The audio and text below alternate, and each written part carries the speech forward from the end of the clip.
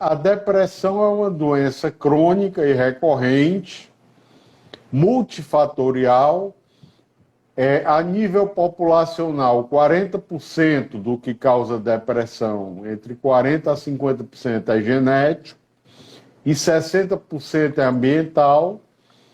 Isso na maneira mais clássica. E é uma doença que tende a se repetir, né? Uma doença crônica, uma doença recorrente e que tem tratamento eficaz, né? Apesar de haver muito estigma a essa doença, né? É muito difícil as pessoas admitirem que têm depressão ou mesmo faltarem ao trabalho, é uma importante causa de absenteísmo, e dizer eu falto trabalho porque estou deprimido ou deprimida, né? E a depressão, pessoal, apesar dos tratamentos serem altamente eficazes, tanto as psicoterapias baseadas em evidência, como a terapia cognitivo-comportamental, a terapia interpessoal e a terapia psicodinâmica breve, e os medicamentos, né? Apenas 1/3 dos pacientes remitem, quer dizer, passam a ter sintomas inexistentes, considerados inexistentes. E uma parcela ainda menor, né, que é o objetivo atual do tratamento, recuperam o mesmo nível funcional que tinham antes de terem adoecido, né? E o que é nível funcional? É capacidade de trabalho, de concentração, de lazer, de cuidar das finanças, de gerir a sua vida, né? Então, uma substancial parcela de pacientes deprimidos são ditos que têm difícil tratamento, né? Que é o nome mais palatável e mais conceitualmente adequado do que depressão resistente. Então, para esses pacientes, né? Primeira coisa que nós precisamos é o quê? É esclarecer o diagnóstico, confirmar o diagnóstico, né? Então, queria pedir para o... Eu sou psiquiatra, sou psicoterapeuta cognitivo-comportamental, né? Um beijo para a dona Cleonice, que eu vejo que está aí, para o Fred e para a Ilana Mororó, né? Um beijo a todos e sejam muito bem-vindos. Então, eu queria que o professor João Quevedo se apresentasse e dissesse um pouco da importância de revisitar o diagnóstico na prática clínica dele, nesses pacientes que não respondem ao tratamento inicial. Uhum. Olá, pessoal. Boa noite. Boa noite, André. Obrigadão pelo convite. É uma honra estar aqui nesse momento aí de discussão. Então, meu nome é João Quevedo. Eu sou médico psiquiatra brasileiro, perdido aqui pelo Texas, na cidade de Houston. E aqui eu trabalho especificamente com depressão resistente ao tratamento. Como tu bem colocasse, quando um paciente chega para avaliação aqui com a gente, e a gente só vê pacientes com depressão resistente, a primeira pergunta que deve ser respondida é: esse paciente tem depressão, né? O diagnóstico está correto? E se sim o paciente tem depressão, a gente está falando de depressão unipolar, que é a depressão relacionada ao transtorno depressivo maior, ou se esse paciente tem depressão bipolar, que é a depressão relacionada ao transtorno do humor bipolar. Então, a gente tem primeira coisa, o que o paciente tem é depressão, sim ou não? Se a resposta for sim, a segunda pergunta é: essa depressão é unipolar ou ela é bipolar? Porque isso muda totalmente o que a gente vai fazer a partir dali. Porque algumas vezes a gente recebe pacientes aqui que eles têm, por exemplo, esquizofrenia predominantemente com sintomas negativos. Então, parece uma depressão grave, mas na verdade a gente está falando de um transtorno psicótico. E mesmo naqueles pacientes onde sim, eles têm depressão, e a gente consegue identificar se está se falando de depressão unipolar ou bipolar, ainda nesses a gente tem que identificar as comorbidades, sejam elas comorbidades psiquiátricas ou comorbidades clínicas, porque elas, por si só, podem ser a razão pela qual o paciente não está melhorando. Exatamente, eu concordo plenamente. E, inclusive, tem um ponto muito importante. Qual é a tua opinião acerca daqueles pacientes que, mesmo que não fizeram na sua história um episódio de hipomania, mas que tiveram 6 ou mais episódios recorrentes de depressão? A tua tendência é considerar uma bipolaridade subjacente? Sim e não. Eu explico por quê. Como é que eu, na minha cabeça, eu organizo o pensamento? Então, assim, depressão, episódio único, está num extremo. Transtorno bipolar está no outro. Depressão recorrente está em algum lugar no meio das duas. Então, Pode ser, concordo. Então, uma depressão recorrente, ou seja, que tem vários episódios, ela tem ciclicidade, né? Que é uma característica do transtorno bipolar. Então, não necessariamente a gente está falando de transtorno bipolar, mas talvez a gente está falando de alguma coisa que fica entre os dois e que a gente ainda não teve a capacidade de clinicamente identificar como sendo uma doença, talvez não uma doença diferente, mas uma manifestação clínica diferente que, de repente, se beneficiaria de uma abordagem terapêutica exclusiva. Então, exclusiva. Então, assim, exato. Então, lá numa ponta, episódio único, começa a ter recorrência, aí a gente tem o transtorno bipolar do tipo 2, aí tem o 1, aí tem o transtorno esquizoafetivo, e aí a gente chega lá na esquizofrenia. Tipo, um contínuo fisiopatológico e eventualmente clínico também. Concordo. E também tem algumas classificações importantes, pessoal. Eu sempre costumo dizer que se nós formos na rua e perguntarmos a alguém o que é depressão, todo mundo vai dizer: a pessoa tem insônia, perde o apetite, perde o peso, emagrece. Mas não é sempre assim. Existe uma depressão que é chamada depressão atípica, que é caracterizada por aumento de peso, por aumento de sono, o paciente dorme muito ao invés de ter insônia, ele tem um peso muito grande, não consegue sair da cama, e ele tem uma sensibilidade muito grande à rejeição e à crítica. E nós temos também a depressão melancólica, né? Que acontece, o paciente acorda mais cedo do que o normal, com a sensação de que o sono não foi restaurador, uma perda de prazer, uma anedonia intensa, né? O paciente também tem uma insônia importante, né?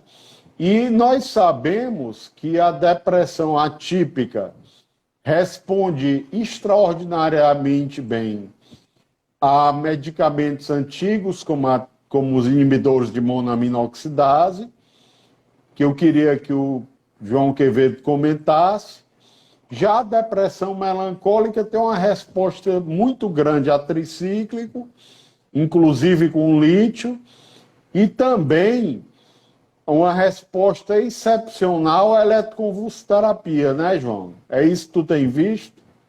Sim, os subtipos, eles ajudam, quando a gente identifica os subtipos, eles nos ajudam a pensar qual que é a alternativa terapêutica mais adequada para cada paciente. Infelizmente, o que eu tenho visto cada vez mais é os pacientes chegarem numa clínica de terceiro nível de complexidade como é a nossa, sem nunca terem tentado nem tricíclicos, nem inibidores da monoaminoxidase. Parece que, infelizmente, tem acontecido as pessoas têm desaprendido, ou melhor, as pessoas têm Verdade, deixado de aprender a usar essas agentes verdade, farmacológicos, muito bem colocado. ou mesmo É quem o que eu usava fica costumo com receio. dizer, para a gente ser didático, eu costumo dizer que panela velha faz comida muito boa ainda, né? No caso do tratamento da depressão. Realmente, para alguns casos, tu revisitar aquelas opções mais antigas, mas não menos eficazes, pode ser uma alternativa bem interessante, assim. E inclusive, Talvez a única, né? e até acontece assim, eu particularmente prescrevo muito inibidor da monoaminoxidase. Acontece Eu seguidamente também. dos pacientes terem É. dificuldade de a encontrar na farmácia. Tipo, o farmacêutico nunca ouviu falar. É verdade, eu prescrevo bastante também. Então estamos na mesma página. E qual é a tua experiência aí com a ketamina intravenosa e com a esketamina que ganhou a aprovação do FDA para depressão resistente? A gente usa bastante. Acho que tem pacientes que se beneficiam, seja de uma ou seja de outra. Parece que a ketamina endovenosa é um pouco melhor do que a ketamina intranasal. Inclusive, saiu um estudo, acho que ontem ou anteontem, no American Journal of Psychiatry, mostrando isso. Acho que é cedo para ter uma conclusão, para generalizar essa conclusão. Uma vantagem que a gente tem aqui em relação à ketamina, a esketamina intranasal, que é uma vantagem importante, é que ela é coberta pelo seguro-saúde, ao passo de que a ketamina endovenosa, como ela é off-label, ou seja, ela não é aprovada pelo FDA, ela tem que ser, ela é out of pocket, ou seja, ela é paga diretamente pelo paciente. Acho que é uma opção interessante, mas de novo, é uma opção. Não vai resolver, não funciona para todo mundo e não tem como saber se funciona ou não se tu não usar. E é muito importante a gente dizer que nós não temos ainda ensaios clínicos randomizados, né, de longa duração, é muito limitada a evidência. E uma preocupação que, inclusive, o professor Michael Berk, que é da universidade onde eu sou professor, na Austrália, que se preocupa muito, é que a ketamina é uma droga de abuso também e que pode ter tolerância a esse efeito antidepressivo ao longo do tempo. Tu tem visto isso? É muito recente, né, que a gente tem usado, né? Muito Então, recente. acho que é muito cedo para tomar conclusões. Mas eu, assim, no meu ponto de vista, assim, mesmo que eventualmente venha a se provar que o efeito não se sustente longo prazo, o efeito agudo, em especial o efeito anti-suicida, é algo que pode ser a diferença entre o paciente viver ou não. Então, Concordo. então assim, eu tenho pacientes que eles voltam para avaliação depois de ter feito, sei lá, algum tempo de 2 semanas de Spravato, por exemplo. Spravato é o nome comercial Aqui também. da esquetamina. E aí eu É, pergunto, tá, como é que tu tá te sentindo? Eu tô igual, mas eu não tenho mais pensamento suicida, tá? Então, para um paciente com depressão grave, resistente, tu ter alívio do pensamento suicida, por si só, é algo fantástico. Fantástico, concordo. Porque aquele pensamento recorrente que invade a mente do paciente contra a vontade dele e do qual ele não quer agir em relação àquilo e até vai contra algumas crenças do paciente, isso leva a muito sofrimento. Verdade absoluta, concordo. Isso aí é uma questão, né? A depressão, pessoal, como todos sabem, é o principal fator de risco para suicídio, né? E a depressão refratária ao tratamento, ou resistente, ou de difícil tratamento, muito frequentemente vem acompanhada de ideação suicida, né? E eu queria fazer uma pergunta. Há um estigma muito grande devido a filmes como O Estranho no Ninho ainda, né? A eletroconvulsoterapia bilateral, que é extraordinária, né?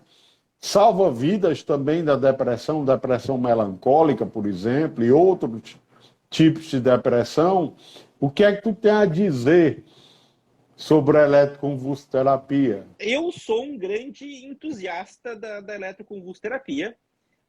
Eu devo ter atualmente mais de 10 pacientes ativamente em tratamento com ECT, em diferentes estágios do tratamento. Como é que eu organizo as coisas aqui? Talvez acho que é importante ter essa big picture para entender o jeito que eu penso o negócio, na verdade, o jeito que nós aqui pensamos, né? Como um time. Então, assim, um paciente com depressão resistente ao tratamento, a gente aborda com 3 estratégias simultâneas. Tá?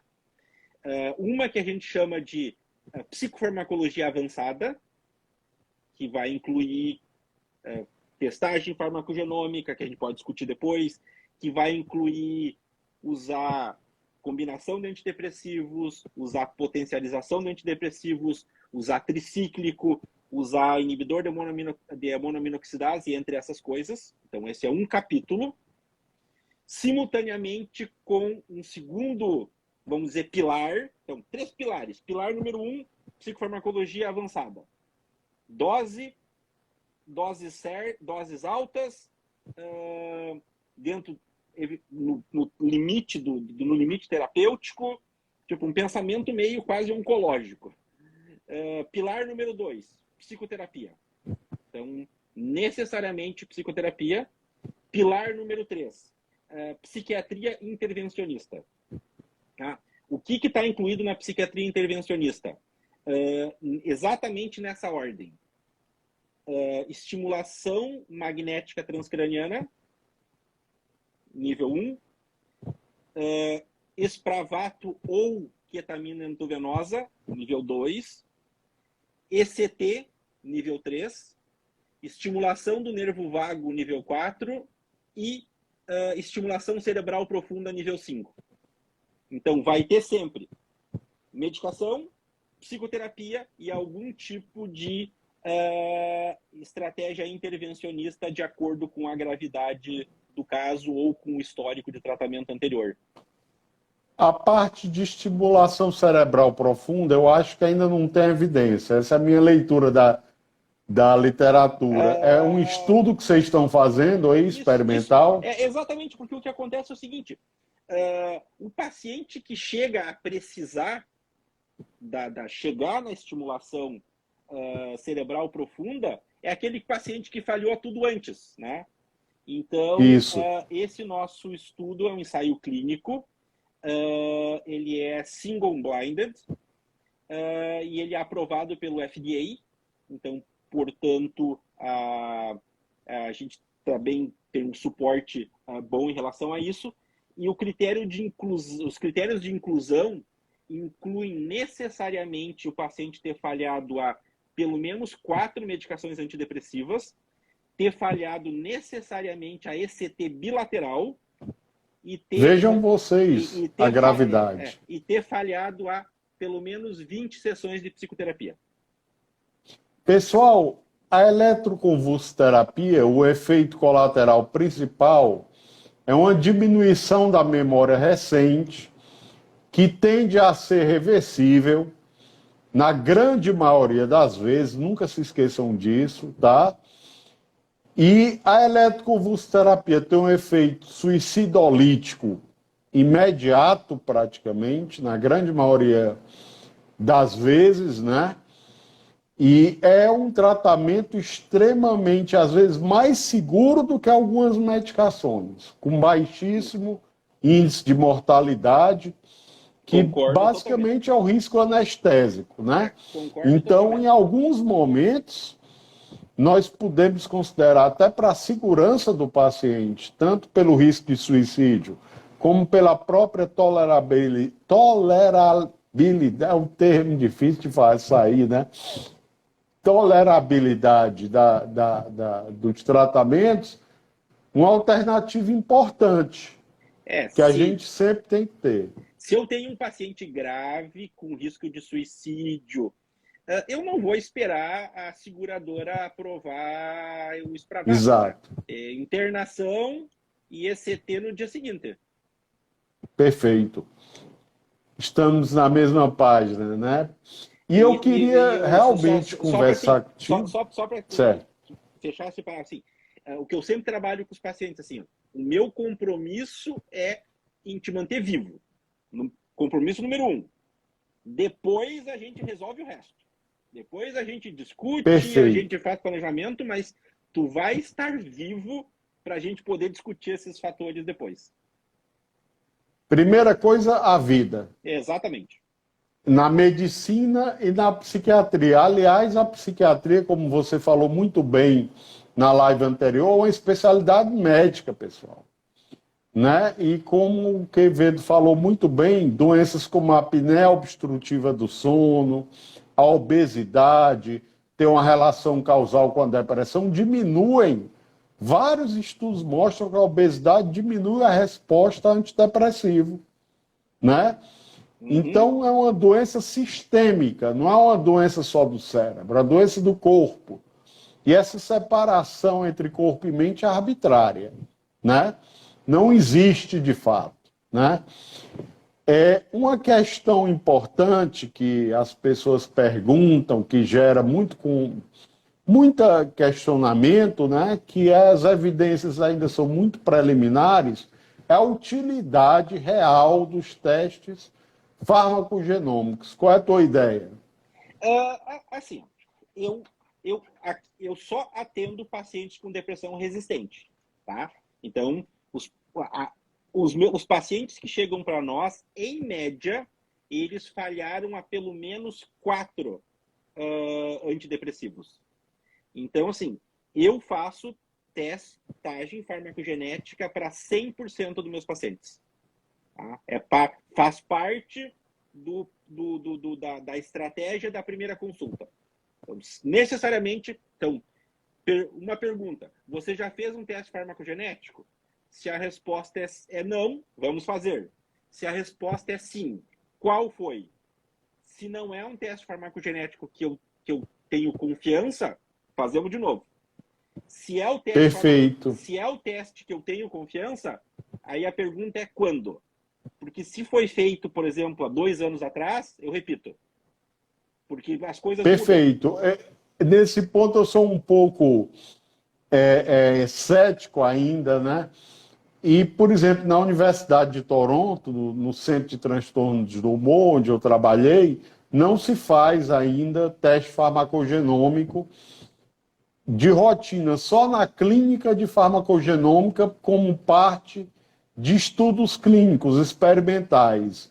Mas eu concordo que as evidências têm se avolumado, né? Têm se avolumado cada vez mais. E tem uma outra questão, assim, por exemplo,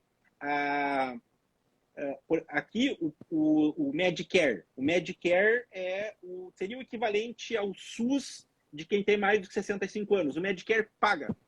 No questions asked. Isso é fantástico. E aí o seguinte, a pergunta é, Cara, o Medicare é super criterioso para autorizar, cobrar qualquer coisa. Se o Medicare autoriza, porque eles viram algo no estudo Algum farmacoeconômico, benefício, algum no em estudo guiar, né, o tratamento. no estudo farmacoeconômico. Então, eu tenho feito isso desde que eu cheguei aqui nos Estados Unidos, e no início fazia para casos selecionados, mas aí conforme os meus pacientes foram se tornando progressivamente mais graves, eu estendi para 100%. Pessoal, e nós temos que entender que um desafio do tratamento da depressão, de difícil tratamento, é a adesão ao tratamento, né? E alguns efeitos colaterais são difíceis de distinguir da depressão. Por exemplo, os antidepressivos mexem na sexualidade, né? Só que a depressão também diminui a libido, né?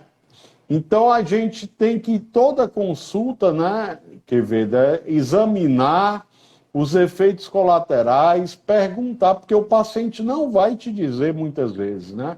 Como é que está seu sono, como é que está seu sexo, sexualidade, melhor falando, né? Como é que está seu apetite, né? Todas as funções vitais, como é que está o tipo de dieta, né? Que tem a questão da microbiota, né? Está tendo hábito de vida saudável, está se exercitando quando começa a melhorar. É claro que um paciente grave não vai poder se exercitar muitas vezes, né? Ele precisa primeiro do sprint do antidepressivo, da eletroconvulsoterapia, do anquetamina, para poder mudar o estilo de vida, que é o maior desafio que eu considero da medicina ocidental, né? Eu concordo contigo, acho que a gente tem que sempre investigar potenciais efeitos colaterais, e uma vez que eles existam, a gente tem que negociar, tá? Porque o que acontece? Algumas vezes o paciente tem uma melhora importante e tem o efeito colateral, tá? E às vezes a gente tem que, ok, quem sabe a gente faz assim, a gente espicha um pouquinho mais, tolerando esse efeito colateral, e ali na frente a gente renegocia, tenta trocar por outra medicação, tenta fazer um ajuste, porque time que está ganhando em depressão resistente ao tratamento não se mexe. Está funcionando. É o que eu digo. Deixa como concordo. Tá. Eu disse a uma paciente minha, teve uma resposta dramática ao lítio essa semana e disse: eu quero parar porque eu estou com uma boca com gosto amargo. Eu disse: olha, é muito difícil acertar em cheio nessa doença, né?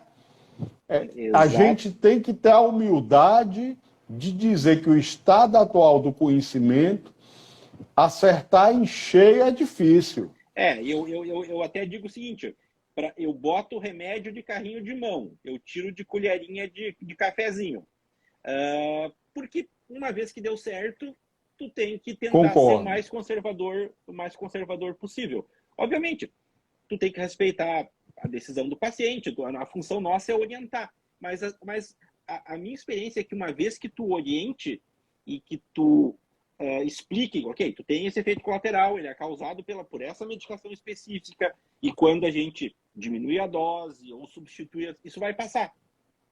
Mas nesse meio tempo, vale a pena a gente pagar este preço.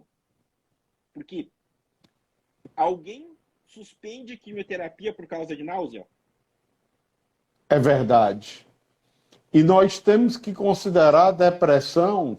Aliás, a depressão possivelmente aumenta o risco de alguns cânceres, né?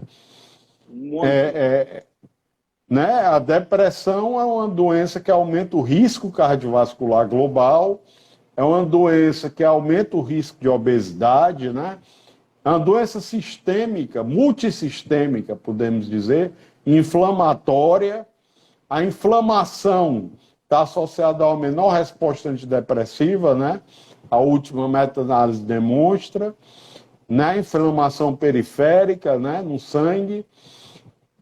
Então, pessoal, a gente tem que ter todos esses conceitos, né? E o psicoterapeuta, o psicólogo moderno, eu sei que tem muitos psicólogos, estou vendo a Bruna aqui, que é minha amiga, tem que dialogar com o psiquiatra. Esse diálogo, esse casamento entre a psicologia e a psiquiatria é extremamente importante, né? Uma coisa, André, que é interessante aqui, que me surpreendeu, é essa discussão de que se A é melhor que B, blá, blá, blá, não existe nos Estados Unidos. Tipo, cada um sabe o seu quadrado, sabe o que tem que fazer para contribuir o paciente e todo mundo trabalha tranquilo, sem estresse. E eu acho, inclusive, que o nosso próximo livro poderia ser um livro de psicofarmacologia para terapeutas. Eu acho que falta na literatura brasileira, né? É uma ideia que eu tenho, sempre tive, porque é muito importante o papel do psicólogo, do terapeuta também, na adesão ao tratamento. Tu concorda, Quevedo? Sem dúvida, e até para trabalhar a questão das expectativas do paciente, né? E a tolerância à frustração do remédio não funcionar, do remédio causar efeitos colaterais. É um trabalho de equipe. Não tem. Managed care, né? São 3 pilares. Eu não consigo enxergar tratar depressão resistente ao tratamento sem psicoterapia. Não existe. Perfeito. Concordo plenamente. Então, pessoal, nós temos que considerar a psicoterapia, tratamentos somáticos, digamos assim, que inclui remédio, estimulação magnética transcraniana, eletroconvulsoterapia, né? E um terceiro arsenal de extrema importância que para nós concordamos que é o maior desafio da medicina ocidental, que é fazer o paciente mudar o estilo de vida para o estilo de vida mais saudável, né? Ajuste da dieta, exercício. Nesse ponto eu não sou um bom exemplo, né, cara? Eu não tenho conseguido mudar o meu próprio estilo de vida, então tá difícil de convencer os pacientes, né? Porque não é fácil, cara. Uma coisa, comparando as culturas, cara, a vida no Brasil é infinitamente mais saudável do que nos Estados Unidos. Me acreditem. Tá? Como a vida nos países mediterrâneos também, né? A gente não vê praticamente obesidade na Itália, na Espanha, né? Vê bem menos, né? Exatamente. São coisas que a cultura ocidental específica americana que tem se espalhado, ela acaba atrapalhando. Certo. Eu acho que a gente abordou os aspectos mais importantes, né? Eu queria só perguntar a vocês o que é que vocês acham da ideia, ou a ideia que eu tenho, de criar um grupo do Telegram para tirar dúvidas, um grupo que dure 2 meses, para tirar dúvidas sobre depressão. O que é que vocês acham? Vocês acham uma boa ideia, quem está nos assistindo? Vai te dar trabalho, te prepara. Vai dar trabalho, mas é uma ideia que eu acho que pode ajudar nessa nossa incansável tarefa, né? Que as mídias digitais têm nos permitido sempre ajustar a educação, a conscientização, né? Então, a live, pessoal, vai ficar gravada no canal da Saúde Mental, no meu canal, o canal da Saúde Mental, tanto no YouTube quanto no Instagram, certo? E eu queria agora passar a palavra para o meu ilustre convidado e amigo João Quevedo, para ele ter seus comentários finais. Eu tinha hoje, cara, quando eu acordei e fui sair de casa, às 6 e pouco da manhã, eu me deparei com 2 caixas. E uma das caixas trouxe o meu bichinho novo. Olha, Tá? que lindo. A gente acabou, então, acabamos de ter publicado, tá aqui bonitinho, o Managing Treatment Resistant Depression. Então, seria tratando depressão resistente ao tratamento. E ficou legal, cara. Ficou melhor que eu esperava. Fazia tempo que eu não fazia alguma coisa que prestava. A última coisa que presta que eu fiz foi contigo, aquele livro de transtornos psiquiátricos resistentes ao tratamento. Que vai ter uma nova edição em breve, né? Estamos negociando com as médicas. Tá na lista. Tá na lista lá deles. Acredito que vai sair. Então, assim, uma experiência que a gente tem tido aqui, tem sido muito legal, que eu queria dividir contigo. A gente começou a fazer aqui algo que o pessoal da oncologia já faz, que é fazer consultoria internacional. Tá? Então, nessa consultoria, tipo, a gente não trata nenhum paciente diretamente, porque eles têm o seu médico, né, no seu país de origem. Então, como é que funciona? O médico, e a gente tem tido vários do Brasil, entra em contato com a gente e a gente organiza para receber os dados clínicos do paciente, o prontuário, e aí a gente depois marca um horário para conversar com o médico e com o paciente, e depois a gente faz um relatório com sugestões terapêuticas e coisas assim. Tem sido bem legal, cara. A gente tem feito, sobretudo para alguns colegas de São Paulo, assim, tem sido bem interessante, e para alguns colegas do Middle East, do Oriente Médio. Tem sido meus parabéns pela iniciativa. Muito divulgar. Tem sido bem legal, porque daí, aquela coisa, a gente não está fazendo telemedicina, a gente está fazendo teleconsultoria. A gente faz uma consultoria internacional e acaba sendo legal porque tem algumas coisas que às vezes no Brasil não tem. Por exemplo, a estimulação do nervo vago no Brasil, ela só é disponível, muito restrito. Ela só é disponível para epilepsia. Mas a gente está trabalhando junto com a Livanova, que é a companhia que produz o dispositivo, e em breve vai estar essa terapêutica disponível no Brasil. Muito em breve. As coisas estão bem adiantadas. Que coisa boa. Uhum. E eu só tenho a te dar os parabéns por mais esse livro, né? Você tem realmente dado enormes contribuições para a educação psiquiátrica no Brasil, para quebrar o estigma, né? E que eu tenho muito orgulho de ser seu amigo, né? E de poder testemunhar esses avanços todos, essas conquistas, né? Então, vamos planejar nossa próxima live, né? Quando ter um espaço. Fico à disposição. E para quem estiver aí nos assistindo, seja hoje ou seja no futuro, através da imortalizada presença do teu canal lá tanto no Instagram quanto no YouTube. O meu Instagram é @joão.quevedo. E sigam. Lá tem meus contatos aí para caso alguém precisar de alguma coisa que esteja do meu alcance. Ótimo, e eu digo o mesmo. E vamos em frente, pessoal. Uma boa noite a todos. Até logo. Grande abraço, pessoal. Um abraço. Um abraço.